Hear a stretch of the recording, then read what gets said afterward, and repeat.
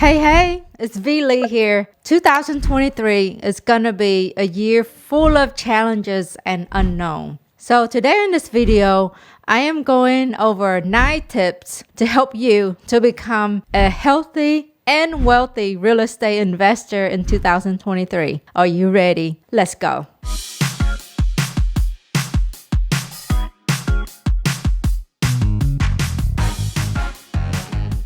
Okay, so tip number 1, set goals. Sounds simple, but many people fail to do. So, how many flips do you want to do this year? How many rentals do you want to hold this year? How much do you want to make per deal? These things need to be predetermined. So, write them down. Set your goals. What size of clothes you want to wear this year, you know? You want to stay your size? You want to drop a size, drop 2 sizes? Set your goals. How many trips you want to take this year, you know? Where do you want to go? What are the things you want to do with your kids if you have kids, you know? Or if you're single, how many days you want to go on? So set your goals, okay? Okay, so now that you have your goals set, let's talk about tip number 2.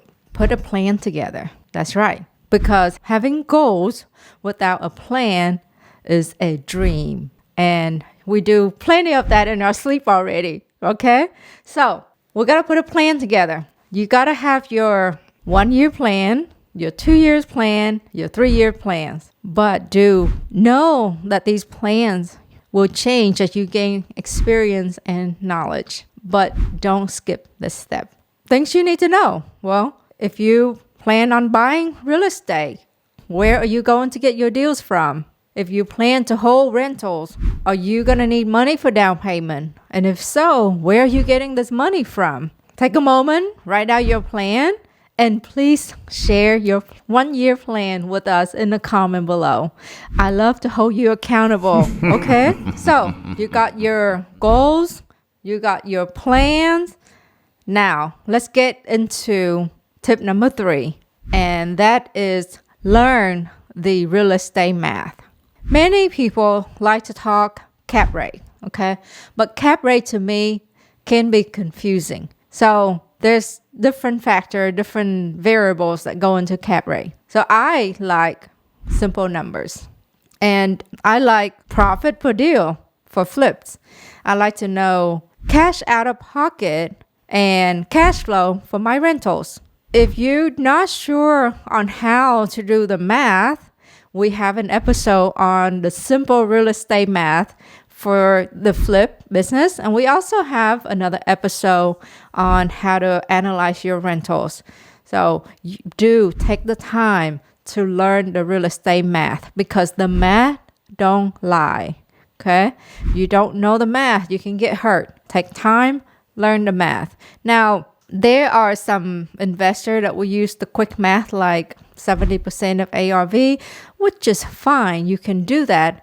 But, you know, at the end of the day, you got to learn the breakdown of the math because everyone's situation is different.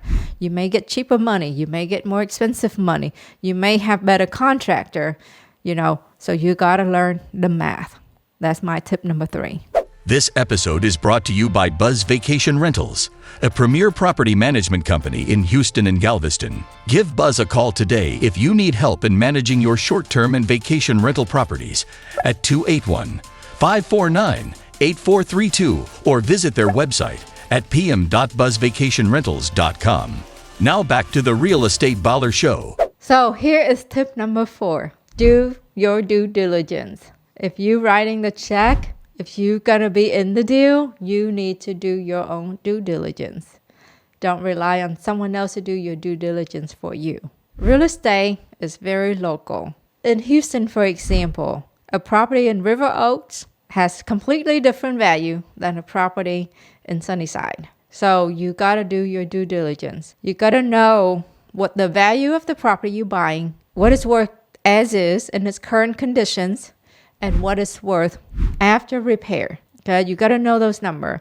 You got to know what it's going to take, like your repair cost. You got to know what else is going on in the property, right? So a quick way for you to really see if you have a deal or not, sometimes it's to go to a reputable lender in your area and, see if they will do a loan for you on that deal.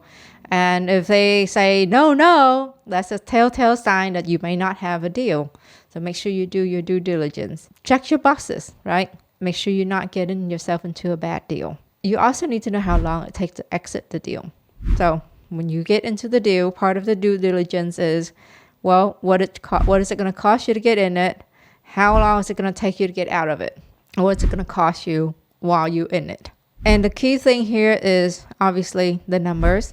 And if you don't know how to calculate or do your comparisons and your comparables and how to calculate your after repair value, we have an episode on this, how to determine ARV in a competitive market. So I highly recommend you to watch that episode if you don't know how to arrive to your ARV or after repair value.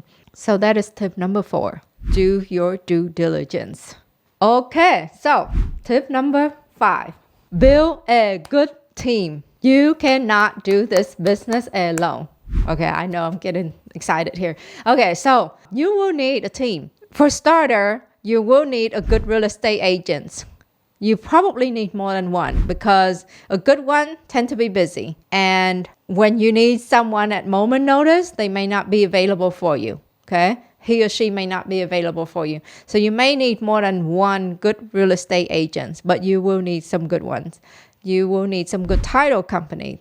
In the beginning, you may not have enough business to have several title company, which is okay.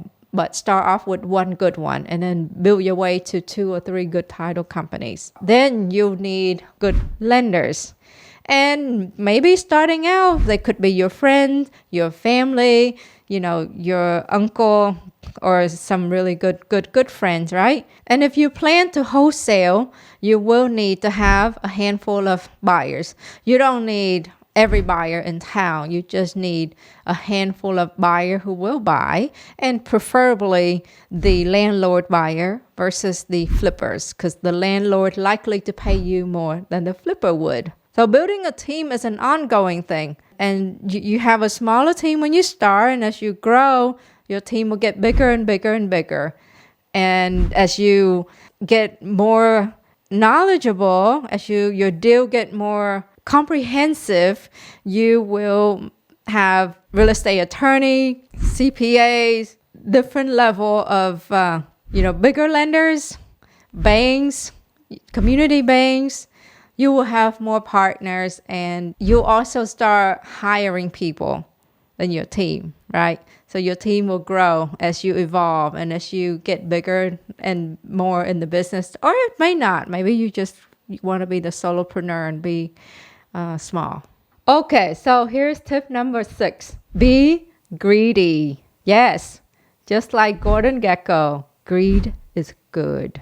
So you will need to watch every dollar that goes in and out of your business and your bank account. And you need to be greedy about how you spend money and greedy about how you make money, because that's the only way you're going to build up your reserve, right? If you make money slower than you spend money, next thing you know, you'll be in the red. So be greedy. By the way, if you agree with what I'm saying so far, please give it a like and hit that subscribe button now. So that's tip number 6.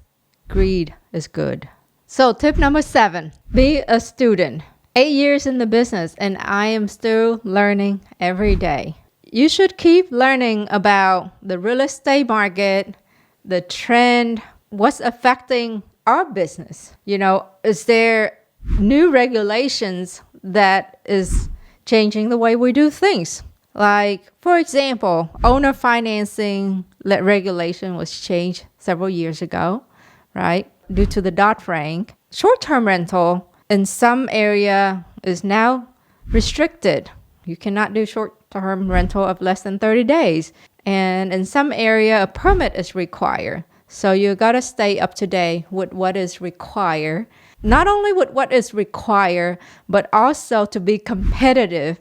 Because, the young people, the people that are new and hungry, They always just seem to come up with good idea, right?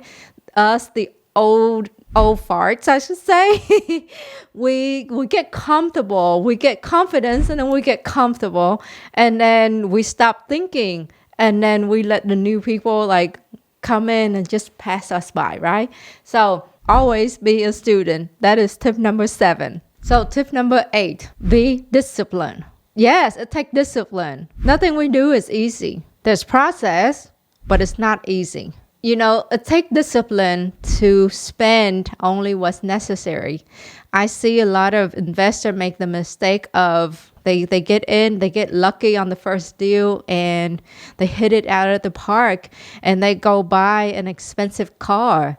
I'm not saying you can't buy expensive cars, but you gotta be disciplined and don't spend above your means, right?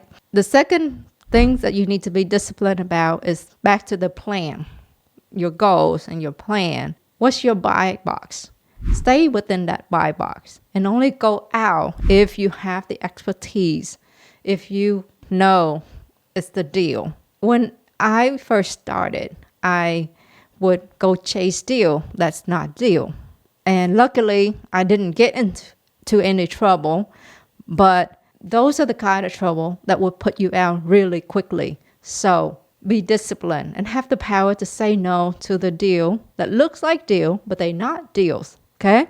The third discipline that you need to have is the discipline to maintain your good credit if you have it, or build your credit if you don't have good credit to start with, because that will really be important for you when you want to buy and hold. And if you need to apply for credit cards, right? You can spend a lot of money on the credit card if you're going to do flips, right? If you're going to do repairs. And we have a fun episode on this as well, on how you can flip and travel the world for free. That's if you're in for some fun. But do maintain your good credit score or build your good credit score. And the discipline to really stick to your goal and your plan and follow through with that plan. Because again, you can plan, you can have goals, but none of it will happen if you don't have the discipline to follow through. Okay? So tip number 8, be very disciplined. Okay, so here's my last tip of the day. Take care of your health. Yes, both physically and mentally. Do exercise, meditate, walk 8,000 steps per day, and rest well. Get plenty of sleep. Don't cut yourself short on sleep. I used to burn the midnight oil when I was younger, but I tell you, as I'm getting older, it's getting harder. So here's the thing. You'll see, if you interview all the people that, done well in their life, no one would ever say, I wish I had more money. But they'll say, I wish I took better care of my health. And here's another thing. A billionaire would go seek advice from a monk, but you never see a monk go seek advice from a billionaire. If you have, do let me know in the comment below. Now, you gotta do whatever necessary to keep healthy physically and mentally, because they both are important.